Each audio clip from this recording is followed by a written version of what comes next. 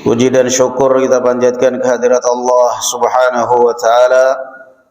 Salawat serta salam semoga tetap dilimpahkan kepada Nabi kita Muhammad sallallahu alaihi wa ala alihi wasallam, pada keluarga beliau dan para sahabatnya serta para pengikutnya ila yaumiddin.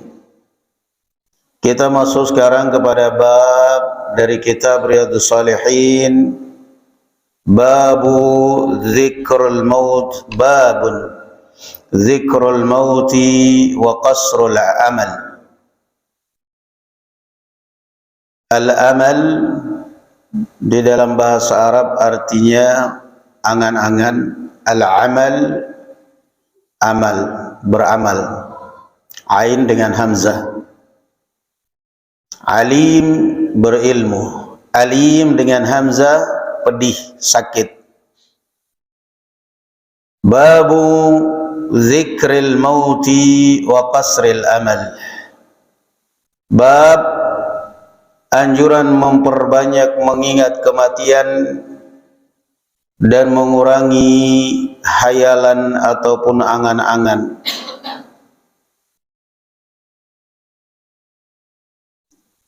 Karena ini adalah obat kesombongan. Karena seberapapun tingginya sombongnya orang, kalau seandainya dia selalu mengingat kematian, dia akan turun itu sombongnya. Apa yang dia bawa ketika dia mati? Obat hasad dan obat segala macam penyakit hati. Zikrul maut. Apa yang Anda banggakan? Dan faktor apa Anda menghina orang? Kalau Anda meninggal, apa yang Anda bawa dan apa yang dia bawa? Bedanya apa Anda dengan dia pada saat Anda meninggal? Sama-sama dikubur, sama-sama berbalut kain kafan. Tidak ada bedanya sama sekali. Zikrul maut, menenangkan pikiran, menenangkan hati, dan menyemangati hidup kita di dunia ini. Wa qasril amal, jangan mengurangi hayalan, mengurangi angan-angan. Karena barakallahu fikum, dunia ini tidak akan pernah tunduk pada kemauan kita. Sebagian orang kadang-kadang kalau dia sudah tidak mendapatkan apa yang dia inginkan, stres lah, gila lah. Terus maunya apa? Maunya pokoknya apa yang dia inginkan dituruti dan dia dapatkan. La haula wala quwata illa billah. Ini kan suatu kebodohan. Ini adalah suatu kebodohan. Karena Allah Azza wa Jalla mengatakan, wa ma tasha'una illa an yasha'allahu rabbul alamin. Apapun yang kalian inginkan, kalau Allah tidak berkehendak, tidak bakal terjadi. Doa siang malam, kalau Allah belum berkehendak, nggak bakal. Berarti kalau kita belum mendapatkan apa yang kita harapkan, artinya Allah Azza wa Jalla belum berkehendak. Tenangkanlah pikiranmu, bukan berarti Allah menzalimi Anda, cuman belum giliran Anda aja. Tunggu aja, sabar. Qala Allah Ta'ala, kullu nafsin dha'iqatul maut. Dan Allah Subhanahu wa Ta'ala berfirman, setiap yang bernyawa, dha'iqatun, isim fa'il dari dhaqa yadhuqu dhawqan, yang artinya pasti akan merasakan. Dha'iqatul maut, pasti akan merasakan kematian.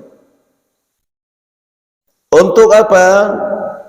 Wa innama tuwaffawna ujurakum yaumal qiyamah, untuk kemudian masing-masing mendapatkan hak imbalan dari apa yang dia perbuat di dunia ini pada hari kiamat. Faman zuhziha 'anil nari wa udkhilal jannata faqad faz wa mal hayatud dunya illa mata'ul ghurur. Dan barang siapa yang diselamatkan, dijauhkan dari api neraka jahanam dan dimasukkan surga, maka dialah orang yang beruntung. Dan sesungguhnya kehidupan dunia ini hanyalah keindahan yang menipu. Ali Imran ayat 185. Shadaqallahul azim. Kullu nafsin dha'iqatul maut. Makanya dinamakan maut itu adalah yakin. Wa'bud rabbaka hatta ya'tiyakal yaqin. Dan beribadalah engkau kepada Allah Subhanahu wa ta'ala sampai datang kepada kamu keyakinan, yakni kematian. Kenapa kematian dinamakan di dalam Al-Quran yakin? Karena tidak ada satupun makhluk bernyawa kecuali mesti dia yakin ada kematian. Nyamuk makhluk paling kecil termasuk. Ya. Pada saat dia hinggap di badan kita, begitu kita incar, kenapa dia terbang? Takut mati dia. Mati aku ini kalau aku bertahan di sini. Terbang dia. Semut. Ya, semut yang ada di rumah kita, di karpet itu, kalau seandainya dia bisa berbicara, tolong saya jangan dibunuh Pak, saya juga cari makan seperti kalian. Cuman karena tidak ada hak asasi semut, dia mau disemprot, mau diapain pun ya nggak ada hukum. Tetapi sebenarnya dia berbicara. Zaman Nabi Sulaiman, ketika Nabi Sulaiman alaihi salatu wassalam berjalan dengan bala tentaranya, tiba-tiba Nabi Sulaiman menghentikan pasukan. Pasukan berhenti tanpa alasan, mereka pun berhenti dengan penuh tanda tanya. Apa gerangan yang terjadi wahai Nabi Allah? Setelah selesai semuanya, Nabi Sulaiman bercerita, ternyata di depan ada semut yang sedang mencari makanan di luar lubang mereka. Ya ayyuhan namlu dukhulu masakinakum la yahtimannakum Sulaiman wa junuduhu wa hum la yash'urun. Fatabassama dhahikan min qawliha. Nabi Sulaiman, semut itu mesti ada panglimanya mereka, dan mereka lebih taat, nggak pernah demo walaupun nggak dapat nasi, walaupun nggak dapat satu biji beras, mereka nggak pernah demo, tetap cari kompak. Masya Allah. Begitu dapat satu biji gula aja, awalnya satu ekor semut, begitu datang dibolak-balik, pergi sebentar.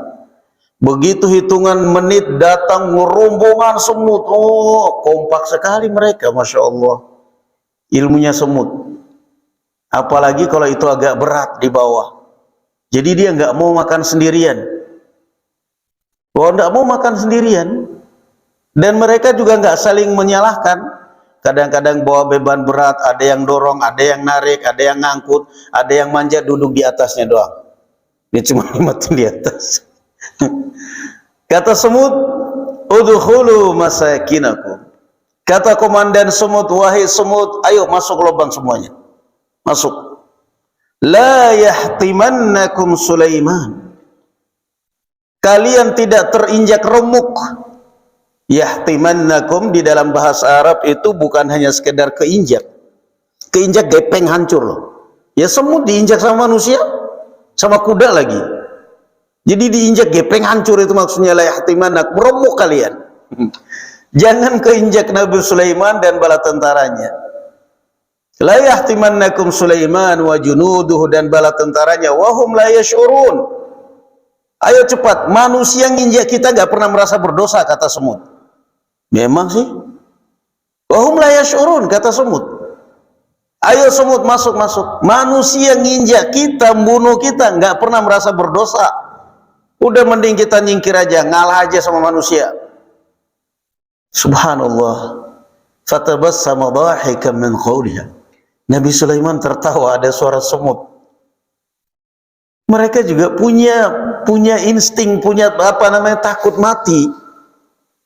Makanya kenapa ketika sarang semut dibakar, mereka keluar semua dari sarang, karena gak ingin mati. Rasul Shallallahu Alaihi Wasallam ketika melihat sarang semut dibakar, Rasulullah tanya, siapa yang bakar ini? Ya Rasulullah, ini kurang ajar semutnya. Tadi saya duduk sini, dia nyengat saya. Yang nyengat kamu berapa? Satu semut. Kenapa sarangnya dibakar? Kalau mau balas dendam, satunya aja dong. Itu aja semut yang bakar, yang kamu matikan. Kenapa satu sarangnya? Rasulullah gak terima hak asasi semut. Karena mereka juga makhluk berhak hidup. Kullu nafsin dha'iqatul maut. Mereka yakin dengan kematian. Subhanallah, sadaqallahul azim. Wa'bud rabbaka hatta ya'tiyakal yaqin. Jadi subhanallah,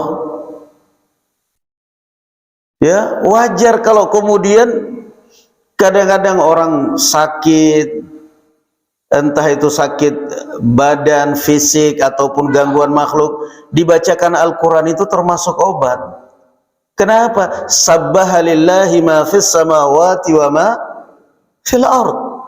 Semua apa yang ada di langit maupun yang ada di bumi, yang kecil, yang besar, virusnya, kolesterolnya, darah tingginya, apanya saja, mereka semuanya bertasbih kepada Allah.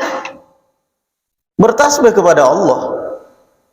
Nggak ridha mereka, sudah umur 70, 80, 70, 60, kepala 7, masih aja joget di diskotik. Nggak ridha dia, akhirnya sarafnya sengklek. Pak, udah kepala 7 Pak, saya ingin fokus zikir kepada Allah Pak. Tasbih Pak, ini persendianmu, lututmu Pak, olinya udah mulai kering. Boyo sudah mulai rajin ke masjid. Saya ingin bertasbih kepada Allah Pak. Sabbaha lillahi ma fis samawati wa ma fil ard. Ini tangan Pak, sudah saatnya udah mulai Allahu Akbar, ini udah mulai sholat, masih aja dipakai untuk karaokean, dipakai untuk ke diskotik. Akhirnya belum kadang-kadang sakit lah, macam-macam lah. Mereka bertasbih kepada Allah Subhanahu wa taala. Kullu nafsin dha'iqatul maut. Lalu apa yang terjadi setelah kematian? Yang terjadi setelah kematian adalah wa innama tuwaffawna ujurakum yaumal qiyamah. Setelah kematian, hisab, pahala, udah. Sambil menunggu hari kiamat di alam kubur. Makanya alam kubur dinamakan alam barzakh. Barzakh itu artinya tempat transit, pembatas antara dunia dan kiamat akhirat. Bainahuma barzakhun la yabghiyan. Air laut yang satu tawar, yang satu asin, mereka bertemu di tengah-tengah tapi tidak saling mencampuri satu dengan yang lain. Ada pembatas, barzakh, barzakhul la yabghiyan, pembatas. Kuburan dinamakan alam barzakh, artinya transit, pembatas orang antara dunia dengan akhirat. Meninggal, kita tidak langsung mengirim dia ke kiamat, enggak.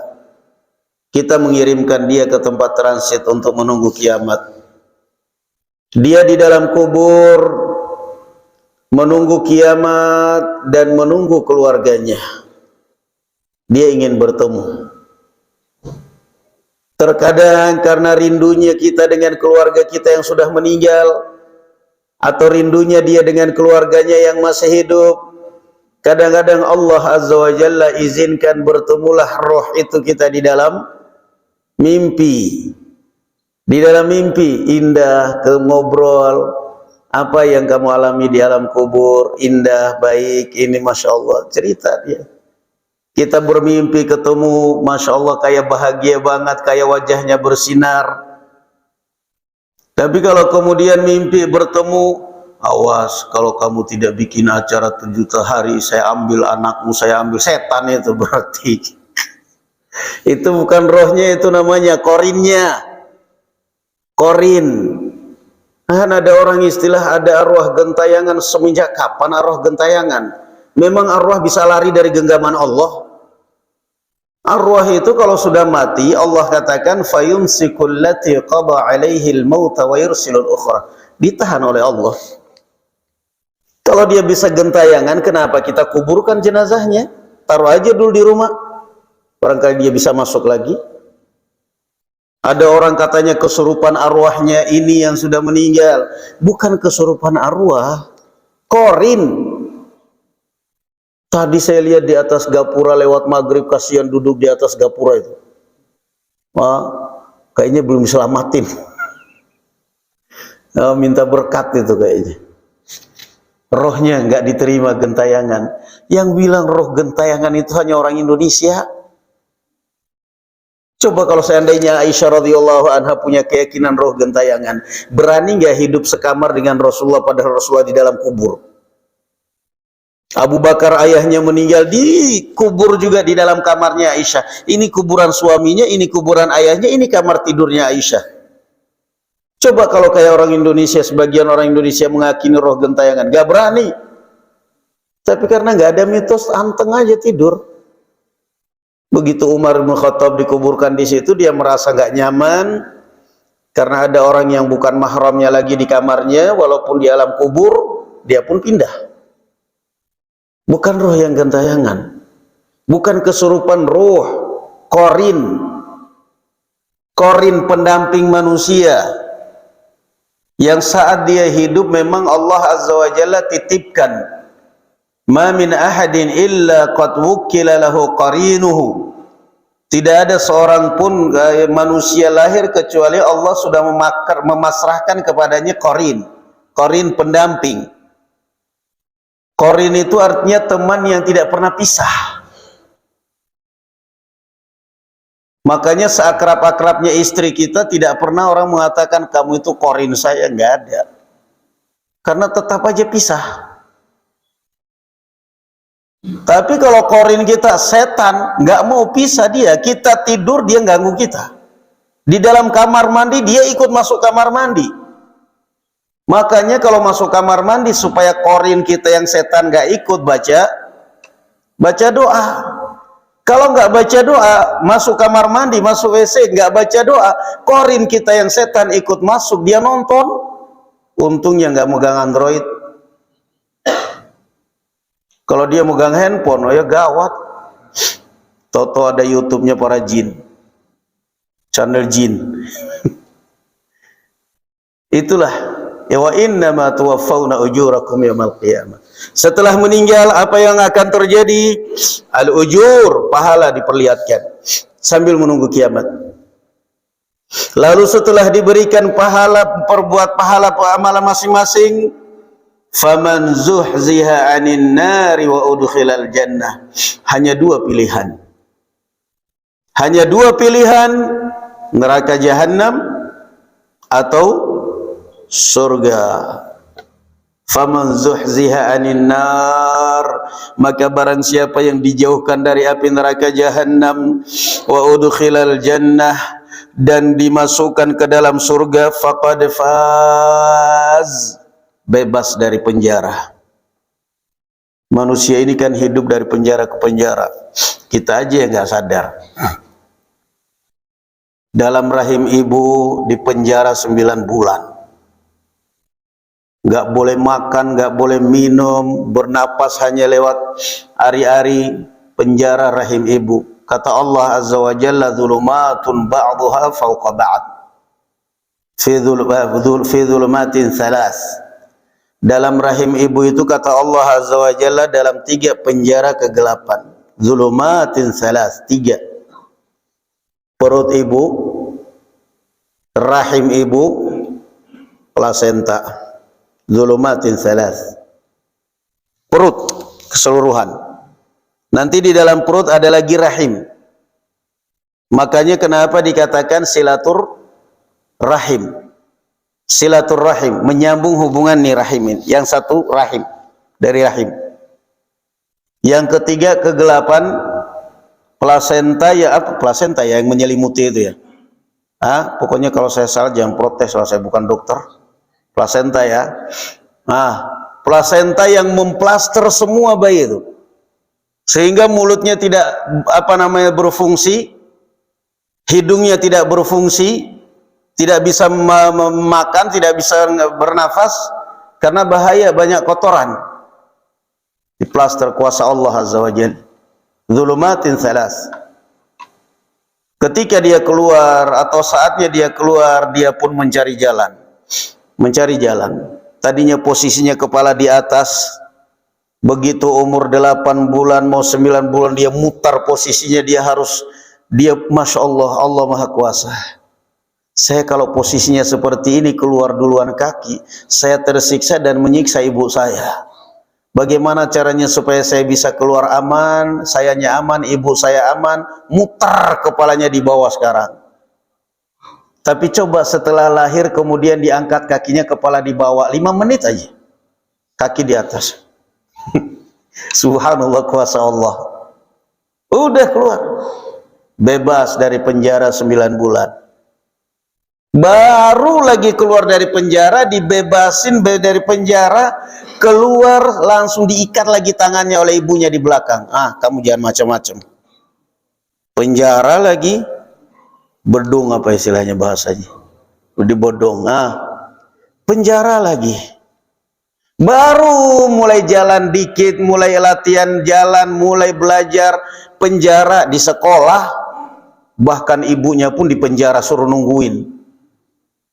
Manusia dari penjara ke penjara. Tamat kuliah, cari kerjaan, dapat kerjaan, penjara di kerjaan dia, di kantor lah, di perusahaan lah. Nikah, lebih terpenjara lagi, di penjara seorang wanita. Aduh, kerja mana hasilnya? Masya Allah. Kadang-kadang dunia ini memang mataul, bukan lagi kadang-kadang, memang dunia ini mataul ghurur. Dunia ini Masya Allah menipu memang. Coba di jalan, ketemu istri orang nyapa, ramah banget. Assalamualaikum Pak Ustadz, gimana, sehat? Ini ramah banget ya. Ntar pulang ke rumah ketemu istri sendiri, duit belanja. Ini belanja. Dunia mataul ghurur. Wa mal hayatud dunya illa mata'ul ghurur. Padahal istri orang yang ramah nyapa kita itu sampai di rumah juga sama dia di hadapan suaminya. Masya Allah banget. Manusia dari penjara ke penjara. Nikah di penjara oleh seorang wanita. Jalan ke pasar, jalan ke mall, melirik dikit aja langsung diprototin. Lihatin apa Pak? Enggak, itu ada pedagang bakso. Pedagang bakso apa yang di sampingnya sana? Astagfirullah, penjara banget. Penjara. Di penjara sama seorang wanita. Masya Allah. Udah gitu galak pisan istrinya. Sudah sabar manusia, akhirnya orang, ya Allah, nasib banget kayak gini. Jadi kalau memang itu mau sadar kita itu, nggak usah terlalu banyak menyesal hidup itu. Nyesal saya nikah sama kamu, nyesal saya, nggak usah. Memang dunia ini penjara kok. Ad-dunya sijnul mu'min wa jannatul kafir. Dunia itu penjaranya orang yang beriman, surganya orang kafir. Sabar. Iya, memang aku dalam penjara ya. Mau masuk penjara dirayakan pesta. Nyewa gedung demi untuk masuk penjara. Penjara seorang wanita. Diadakan pesta besar-besaran. Nah, tadinya sih berhayal surga dunia milik berdua. Baru 1 bulan ternyata saya di penjara ya. Dulu waktu masih bujang bebas, enak. Begitu punya anak tambah lagi sipirnya. Punya anak, tambah lagi sipirnya. Begitu anaknya gadis, perempuan, gadis, mulai gadis, wah jadi bodyguard ibunya sudah.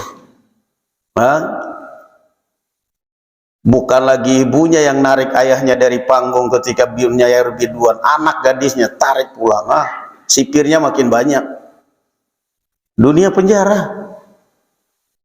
Sampai pada akhirnya, jadi jangan pernah berpikir dunia ini, ya Allah, kapan saya terbebas dari ujian ini, ya Allah, saya sudah capek ujian melulu, cobaan melulu, ya Allah, hidup kapan saya ingin. Jangan, itu artinya Anda doa cepat mati. Kapan hidup saya bebas, ya Allah, saya sudah capek dari ujian ke ujian, hidup saya kok begini terus, ya Allah, ujian melulu, ya Allah, saya capek, ya Allah. Jangan. Takutnya habis doa seperti itu, tidur sudah gak bangun. Kenapa? Itu artinya Anda berdoa cepat mati. Selama hidup mesti ada ujian. Kuncinya apa? Sabar, ikhlas. Penjara sudah selesai dari kehidupan dunia, masuk lagi penjara kuburan. Iya, kalau kita orang soleh. Kalau kita orang baik, maka Rasulullah sallallahu alaihi wasallam ketika mendengar Fatimah radhiyallahu anha menjerit pada saat beliau sakaratul maut, wa karba abatah. Ini di dalam bahasa Arab namanya munada nudbah, panggilan untuk meratapi. Wa karba abatah, wahai ayahku, betapa perihnya penderitaanmu. Dijawab oleh Rasul sallallahu alaihi wasallam, laisa ala abiki karbun ba'dal yawm. Wahai anakku, ini adalah penderitaan terakhir ayahmu. Enggak ada lagi penderitaan setelah ini. Kan enak kalau begitu. Nah, tapi kalau meninggal dalam keadaan enggak pernah sholat, enggak pernah ibadah, ya sudah, tambah masuk ke dalam penjara yang lebih sempit lagi. Nanti ujung-ujungnya penjara yang abadi, yaitu neraka jahanam. Jadi berarti siapa yang merdeka? Yang merdeka itu kata Allah, faman zuhziha 'anil nar. Kalau sudah terjesingkirkan dari api neraka jahanam, Anda masuk surga, faqad faz, maka saat itulah Anda baru bebas dari penjara. Bebas. Selama di dunia terpenjara kita, yang miskin yang kaya terpenjara. Yang miskin kapan gajian ini? Yang kaya mikirin, ya Allah sebentar lagi gajian, duit belum ada. Sama semua. Yang karyawan yang anak buah mikir kapan gajian di tanggal berapa ini? Yang bosnya yang kaya, ya Allah sebentar lagi gajian, mana pajak lagi, mana ini lagi. Sama-sama mumet dunia itu. Sama-sama pusing. Jadi mana ada dunia? Wa mal hayatud dunya illa mata'ul ghurur. Dan tidak lain kehidupan dunia ini kecuali keindahan yang penuh dengan tipuan. La ilaha illallah. Mata kenikmatan. Mata nikmat, kenikmatan, keindahan. Ghurur penipu. Yang menipu. Ketika ketemuan di Facebook, kenalan di Facebook, Masya Allah, kayak artis Korea katanya. Umur 25 tahun, cantik, putih, bahenol, gini semuanya. Janjian ketemuan, begitu ketemuan nenek-nenek. Mata'ul ghurur. Keindahan yang penuh dengan tipuan. Siapa suruh lo percaya sama HP, sudah ngerti HP kan, HP harapan ham, palsu. Masih percaya?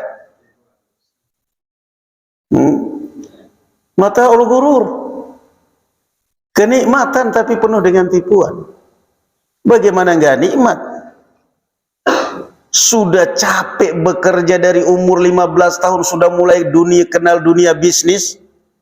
Begitu umur 25 tahun, 30 tahun sudah sukses, punya apartemen, punya mobil, punya rental, punya ini macam-macam, uang sudah miliaran. Begitu mulai terkumpul uang miliaran, meninggal. Innalillahi. Mata'ul ghurur.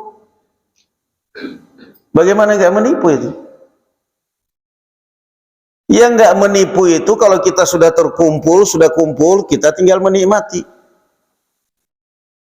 Ini enggak. Mata'ul ghurur. Waktu dia muda, waktu mudanya umur 15-20 tahun, ngiler lewat depan warung sate. Kapan bisa makan sate? Depan restoran, ya Allah, kapan makan? Pingin makan seafood, pingin makan, ngiler, pingin makan tapi nggak punya duit. Begitu umur 40 tahun, 50 tahun mulai sukses. Jangankan cuman makan sate dibeli, itu warung sate sanggup. Jangankan cuman makan di restoran, beli restoran sanggup. Tapi apa? Makan sedikit, makan sate dikit apa? Kolesterol, darah naik, dunia waktu saya miskin pingin makan enak, nggak punya duit. Giliran sekarang sudah punya duit banyak, mau makan enak, kolesterol. Astagfirullahaladzim. Terus mau diapain ini duit? Rumah sudah ada, istri sudah ada, mau nambah kata istri langkai dulu mayatku, ampun. Terus mau diapain ini duit? Mobil sudah ada, mau makan enak, aduh, ujung-ujungnya di penghujung, di saat puncak karirnya kaya raya, sakit-sakitan, kata dokter, bapak hanya bisa makan singkong sama daun pepaya. Astagfirullahaladzim. Wa mal hayatud dunya illa mata'ul ghurur. Sedih baca ayat ini. Dunia ini hanyalah keindahan yang penuh dengan tipuan. Di saat di puncak karirnya, tiba-tiba dipanggil oleh Allah Subhanahu wa ta'ala. Astaghfirullahaladzim. Ali Imran ayat 185. Permainan. La'ibun, permainan, walahun, melalaikan, watafakhurun bainakum, tempat untuk kalian saling berbangga-banggaan satu dengan yang lain, watakathurun fil amwali wal aulad. Kemudian ayat yang berikutnya,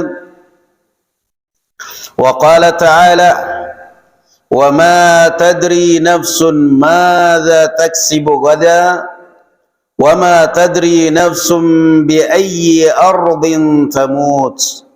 Luqman ayat 34. Wa ma tadri nafsun madza taksibu ghadan, dan engkau tidak tahu apa yang bakal kamu lakukan esok hari. Apakah kamu akan berbuat baik, berbuat buruk?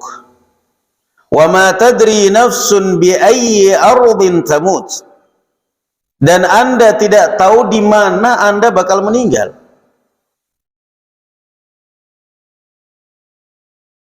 Dari ayat ini Qatadah mengatakan, asya'un ista'tharallahu bihinna falam yattali' alaihinna malakan muqarraban wala nabiyyan mursala. Kata Imam Qatadah bin Di'amah As-Sudusi, ada beberapa hal yang Allah rahasiakan yang tidak diberitahukan kepada malaikat maupun nabi. Malaikat maut, dia sendiri nggak punya daftar nama. Siapa hari ini yang bakal saya cabut nyawanya? Nggak ada dia. Dia nggak punya daftar hadir, ya siapa yang mati hari ini, itu nggak ada. Yang jelas malaikat maut itu bukan satu. Malaikat maut itu bukan satu. Yang biasa kita kenal malaikat maut siapa? Israel. Israel itu pemimpinnya, tetapi dia banyak anak buahnya. Makanya dinamakan malakul maut. Kenapa? Kalau malakul maut satu kan berat, nyabut nyawa satu-satu.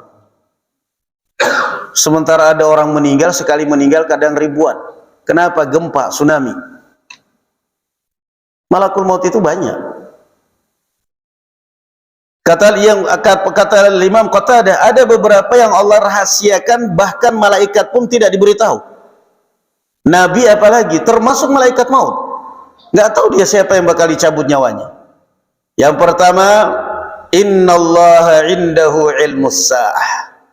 Yang pertama ilmu tentang hari kiamat. Fala yadri ahadum minan nas mata taqumus sa'ah. Tidak ada satupun manusia yang mengetahui kapan hari kiamat akan bangkit. Tahun kapan dan bulan kapan nggak ada. Harinya iya hari Jumat. Tapi bulannya kapan, tahunnya kapan? Malaikat peniup trompet siapa? Israfil. Israfil sendiri nggak tahu kapan itu kiamat. Yang jelas kata Rasulullah sallallahu alaihi wasallam, malaikat Israfil sudah meletakkan ujung trompet di mulutnya, dia tinggal menunggu izin dari Allah Subhanahu wa taala siap tiup. Tapi kapan? Wallahu alam. Malaikat Israfil sendiri nggak tahu. Tanya kata Qatadah, ada beberapa yang Allah rahasiakan, malaikat yang terdekat dengannya pun tidak diberitahu. Yang kedua, wa yunazzilul ghaitha, dan Allah menurunkan hujan. Fala ya'lamu ahadun mata yanzilul ghaitha lailan aw nahara. Yang kedua, turunnya hujan. Tidak ada yang tahu ke manusia kapan turunnya hujan, siang atau malam. Mungkin ada orang bantah, buktinya kita tahu. Taunya Anda bakal turun hujan pada saat kapan? Sebelum mendung? Karena sudah selesai. Jawabannya begitu. Buktinya kita tahu kalau mau hujan. Sekarang pertanyaan kedua, apakah mendung mesti hujan? Enggak. Sudah petir, mendung hitam, jemuran kerupuk dimasukkan, jemuran pakaian dimasukkan, penjual es sudah mulai panik, nggak laku es saya. Tahu-tahu panas lagi. Tetap aja manusia nggak bisa sombong. Wa ya'lamul ghaits.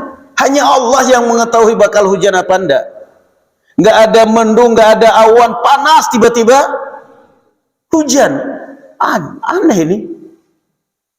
Nggak ada apa-apa. Wa ya'lamul ghaits. Malaikat yang menurunkan hujan pun nggak tahu kapan hujan. Yang jelas nunggu perintah dari Allah Subhanahu wa taala. Kemudian wa ya'lamu ma fil arham. Adzakarun am untha, ahmar au aswad, wa ma hu. Yang ketiga yang Allah rahasiakan, tidak beritahukan, termasuk malaikat yang di dalam kandungan, yaitu bayi atau janin dalam kandungan. Nggak ada yang tahu. Lah, kan bisa di USG, Ustaz. USG itu untuk mengetahui apa? Jenis kelamin, denyut jantung. Thayyib. Tapi sekarang ini anak bakal menjadi anak baik, bakal menjadi anak jahat, bakal menjadi anak yang nasibnya baik, yang nasibnya buruk, bakal menjadi anak yang tinggi, yang pendek, yang besar, yang kecil, yang hitam, yang merah. Tanya sama dokter, dok, kira-kira lahir kulitnya putih apa hitam? Merah, kata dokter. Ya, siapa yang tahu? Jadi subhanallah, wa ya'lamu ma fil arham, dan hanya Allah yang tahu di dalam rahim. Kalaupun orang berdalil dengan buktinya dokter bisa tahu USG, pertanyaan yang kedua, umur berapa dokter bisa mengetahui, bisa mendeteksi alat kelamin dalam kandungan? Orang hamil baru 1 bulan, periksa ke dokter, kata bapaknya, kata suaminya, kelaminnya apa dok? Dokternya tertawa. Pengantin baru ya? Iya. Oh ya udah. Kenapa baru 1 bulan sudah tanya? Alat kelamin, belum ada pembentukan. Pembentukan itu kalau sudah 120 hari baru mulai ada, terlihat kelamin, itu pun masih samar banget. Baru 1 bulan masih dalam segumpal darah. Nggak ada apa-apanya. Wa ya'lamu ma fil arham. Berarti pada akhirnya ketika dibenturkan dengan teknologi bahwa buktinya dokter tetap aja kalah. Dokter tidak tahu nasibnya, nasib bayi di dalam kandungan ini. Ini kira-kira lahirnya sehat atau sakit, dok? Allah yang tahu. Jawabnya gitu. Ini anak saya kira-kira lahir nasibnya miskin atau kaya? Kalau miskin biar lahir mati aja udah. Daripada saya capek melihara. Umurnya panjang nggak dok? Kira-kira nanti kalau lahir sampai tua apa mati cepat? Karena tahu dia. Kemudian yang keempat, wa ma tadri nafsun madza taksibu ghadah. Dan engkau tidak tahu apa yang engkau akan lakukan esok hari. Dan yang kelima, wa ma tadri nafsun bi ayyi ardin tamut, dan engkau tidak tahu di mana engkau bakal meninggal. Nah, itu yang keempat dan kelima. Yang keempat tadi apa? Engkau tidak tahu bakal apa yang akan Anda lakukan esok hari. Rencana iya, tapi pasti enggak? Enggak pasti. Makanya Allah mengatakan, wala taqulanna li syai'in inni fa'ilun dzalika ghadan illa an yasha Allah. Jangan sekali-kali Anda mengatakan besok saya akan begini, saya akan begini, kecuali dengan insya Allah. Kalau diundang kadang-kadang orang Masya Allah, besok hadir ya Pak, insya Allah. Jangan pakai insya Allah Pak. Iya aja pokoknya. Iya insya Allah, iya jangan pakai insya Allah. Subhanallah, ini orang maksa. Saya kan nggak tahu apa yang masih hidup nggak besok. Mata dari nafsun madza taksibu ghadan. Apa Anda subhanallah, kita baru merencanakan esok hari kondangan ketemuan, nggak taunya sakit, nggak taunya. Dan yang kelima adalah wa ma tadri nafsun bi ayyi ardin tamut. Anda tidak tahu dengan di mana Anda meninggal, dengan cara apa Anda meninggal. Rasulullah sallallahu alaihi wasallam mengatakan, innallaha idza arada qabda 'abdin bi ardin ja'ala lahu ilaiha hajah. Allah kalau hendak mencabut nyawa seseorang di suatu tempat, Allah takdirkan orang itu punya hajat untuk ke sana. Dia ada orang nggak pernah naik pesawat saking takutnya. Tiba-tiba kok dia harus naik pesawat karena haji. Benar mati di atas pesawat. Sekali naik langsung. Kenapa? Rasulullah mengatakan, innallah, Allah kalau hendak mencabut nyawa seseorang di suatu tempat, Allah takdirkan orang itu punya keperluan di sana. Makanya kalau ada orang meninggal di naudzubillah nasallahu kecelakaan, nggak usah bilang kan tadi saya sudah bilang nggak usah pergi, nggak usah ikut.